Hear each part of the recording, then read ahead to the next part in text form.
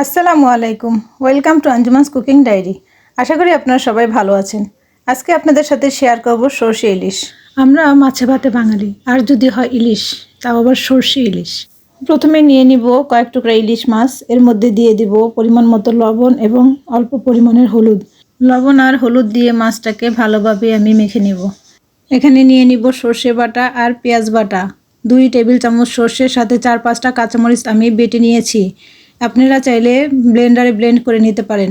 এখন নিয়ে নিব একটা কড়াই, এর মধ্যে দিয়ে দিব পর্যাপ্ত পরিমাণের সরিষার তেল। অবশ্যই সরিষার তেল দিয়ে রান্নাটা করার চেষ্টা করবেন।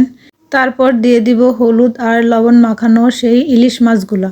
এবার আমি এপিট ওপিট হালকাভাবে ভেজে নিব, বেশি ভাজা যাবে না। আপনারা দেখলেই বুঝতে পারবেন যে ইলিশ মাছটা কতটুকু ভাজা হয়েছে। আপনারা চাইলে ইলিশ মাছটা না ভেজেও রান্না করতে পারেন। এবার দিয়ে দিব সেই তেলের মধ্যে আমি গোটা কয়েকটা গরম মশলা, তারপর দিয়ে দিব হাফ কাপ পরিমাণ পেঁয়াজ কুচি। এবার গরম মশলা আর পেঁয়াজগুলোকে আমি নেড়েচেড়ে ভেজে নিব। তারপর এর মধ্যে দিয়ে দিব সেই বেটে রাখা পেঁয়াজগুলো।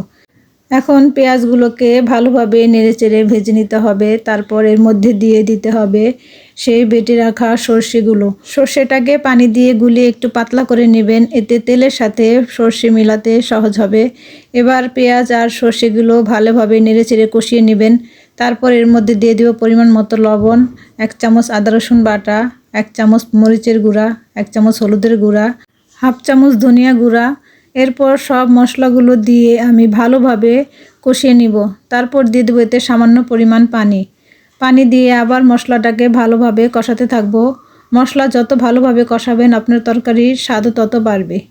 এবার এতে অল্প পরিমাণের পানি দিয়ে মশলা আর পানিটাকে ভালোভাবে মিশিয়ে নিব।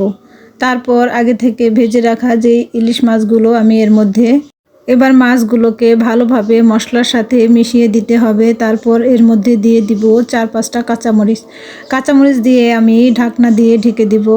তারপর কয়েক মিনিট রান্না করার পরে ঢাকনা খুলে মাছগুলোকে আমি উল্টে পাল্টে দিব। আস্তে আস্তে মাছগুলো উল্টাতে হবে যাতে ভেঙে না যায়। এবার কয়েক মিনিট ঢাকনা দিয়ে ঢেকে রাখলেই রান্নাটা কমপ্লিট। এবার গরম গরম পরিবেশন করে নিতে পারেন সরষে ইলিশ। আজকে এই পর্যন্তই। ভালো থাকবেন সবাই। আল্লাহ হাফেজ।